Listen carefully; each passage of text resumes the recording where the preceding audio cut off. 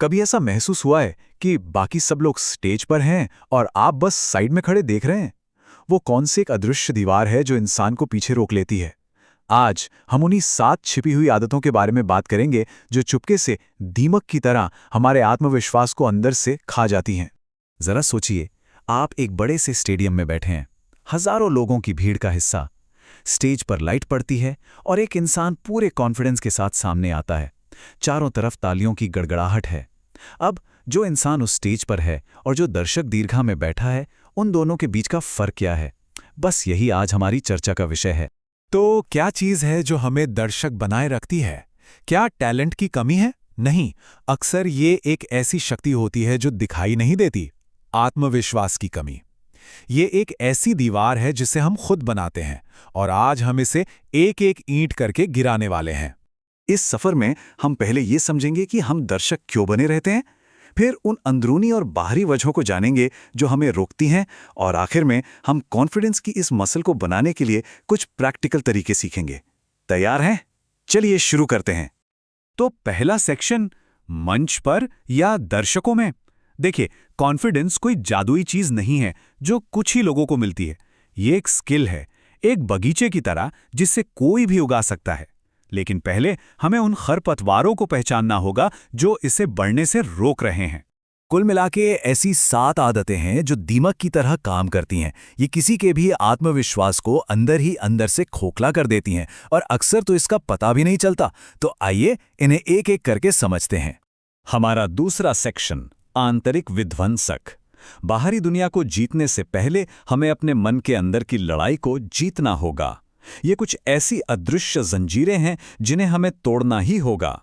पहली आदत, ओवरथिंकिंग, यानी जरूरत से ज्यादा सोचना। दिमाग एक क्या होगा अगर वाले लूप में फंस जाता है जो हमें कुछ करने ही नहीं देता। इसका हल क्या है? उस लूप को तोड़िए। किसी अजनबी से एक छोटी सी बातचीत शुरू कीजिए। अपने बैरिस्टर से पूछिए कि उनका दिन कैसा जा रहा है। ये छोटा सा काम दिमाग को सोचने के लकवे से बाहर निकालकर एक्शन में डालता है।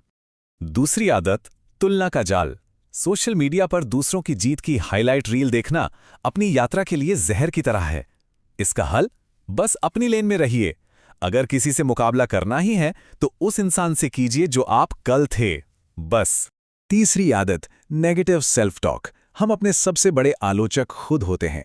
जब कोई बार बार खुद से कहता है मैं ये नहीं कर सकता, तो उसका दिमाग इस पर यकीन करने लगता है। समाधान, स्क्रिप्ट को बदल दीजिए। शाहरुख खान की तरह बनिए। हर सुबह आईने में देखकर कहिए मैं सबसे अच्छा हूं।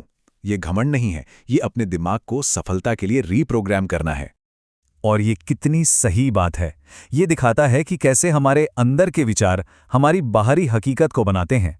हर चीज की शुरुआत सोच से ही होती है। चलिए अब मन की दुनिया से बाहर निकलते हैं और उन बाहरी व्यवहारों पर ध्यान देते हैं जो हमारे कॉन्फिडेंस के लेवल को दिखाते भी हैं और उस पर असर भी डालते हैं। देखिए, कॉन्फिडेंस सिर्फ महसूस करने की चीज़ नहीं है, इसे दिखाने की भी चीज़ है। हमेशा सीधे चलें, जैसे कोई धागा आपके सिर से आपको ऊपर की ओर खींच रहा हो। अपने कंधों को पीछे रखें। दुनिया का सामना करने के लिए अपनी छाती खोलें। किसी से बात करते समय 5 सेकंड के लिए आई कांटेक्ट बनाए रखें। ये जुड़ाव और ईमानदारी दिखाता है। और जब दबाव बढ़े तो शांत रहें। आपकी शांति ही आपकी ताकत को दिखाती है। चौथी आदत, जरूरत से ज्यादा माफी मांगना। हर बार जब आप बिना वजह सॉरी कहते हैं तो आप अपनी शक्ति का एक छोटा सा हिस्सा खो देते हैं। जरा इस स्लाइड पर नजर डालिए। देर से आने के लिए सॉरी कहने के बजाय कहिए इंतजार करने के लिए धन्यवाद। ये छोटा सा बदलाव आपको कमजोर की जगह एक अधिकार की स्थिति में ले आता है। अब हम उन आदतों पर आते हैं जो हमें हमारे कंफर्ट जोन में कैद रखती हैं। सच में आगे बढ़ने के लिए इन दीवारों को तोड़ना बहुत जरूरी है।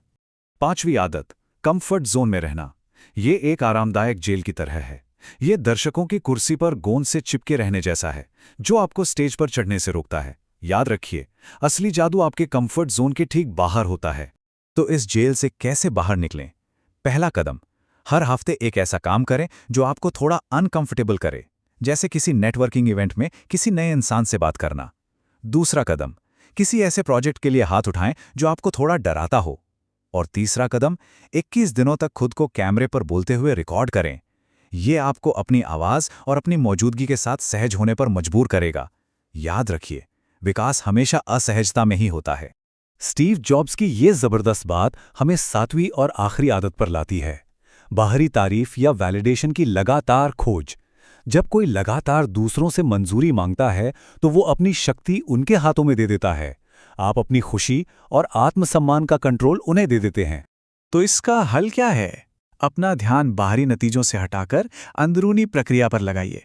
अपना सबसे अच्छा काम कीजिए और फिर अपने काम को परखने वाले पहले इंसान खुद बनिए।